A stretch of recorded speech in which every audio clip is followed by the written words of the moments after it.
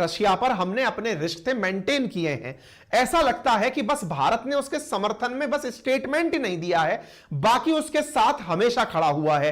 कहीं ऐसा ना हो भारत को G20 की अध्यक्षता के नाते इतना प्रेशराइज किया जाए कि या तो रशिया को G20 से बाहर निकालो, नहीं तो हम आपके यहां नहीं आएंगे। अब यह भारत की बहुत बड़ी डिप्लोमेटिक स्थिति है कि वो कैसे इसे निजात पाता है।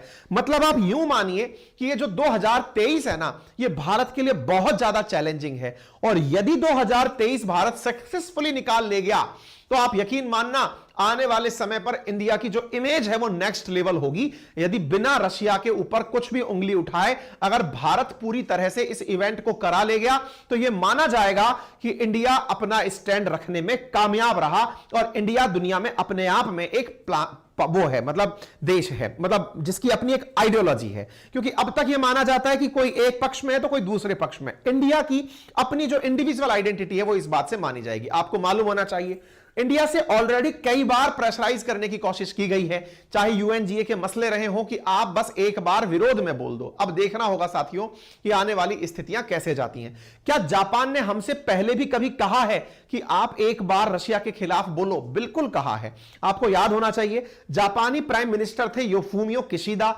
उन्होंने भी हमसे मार्च 2022 में कहा था कि इंडिया वालों कम से कम रशिया का विरोध तो करो, लेकिन इंडिया ने विरोध के फलस्वरूप इन्हें तोहफा दिया तेल खरीदकर। इंडिया ने कहा कि सर हमने तो बहुत ज्यादा तेल इनसे खरीद लिया है, हम कुछ नहीं कर पाएंगे।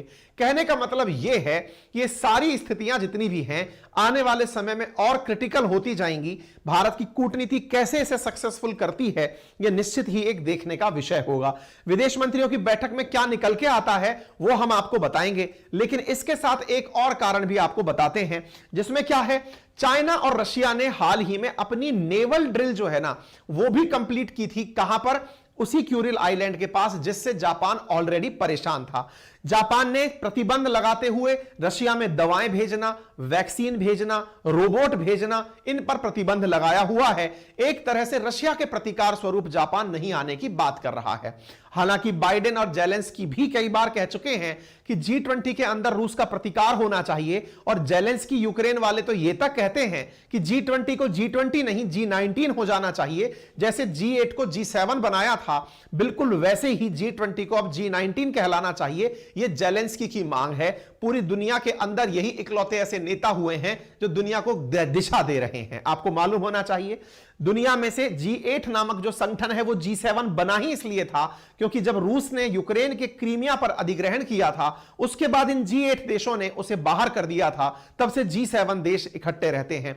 ऐसा ही एक बार और हुआ जब यूएन ह्यूमन राइट काउंसिल ने अपने मेंबर्स में से रशिया को बाहर निकाल दिया। रशिया को अंतरराष्ट्रीय मंचों से निकालने की यह प्रक्रिया लगातार जारी है, जिसमें हाल ही के अंदर FATF से भी रशिया को बाहर निकाला गया है। यानी कि रशिया को G8 से निकाला गया, ह्यूमन राइट काउंसिल से निकाला गया, FATF से निकाला गया, अब G20 के ऊपर प्रेशराइज करने की कोशिश चल रही है।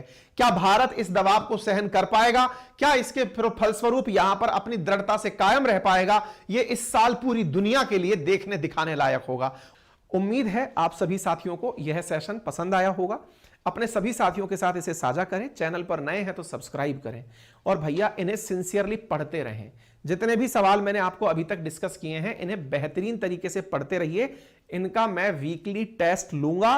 4 लाख जब सब्सक्राइबर इस चैनल पर हो जाएंगे तो टेस्ट के साथ साथ गिफ्ट भी दूंगा, और गिफ्ट लाइव अनाउंस होंगे, आपके सामने चलेंगे। जल्दी से पहले तो सब्सक्राइबर बढ़ाइए और अपना प्रोसेस आगे बढ़ाइए, ठीक है।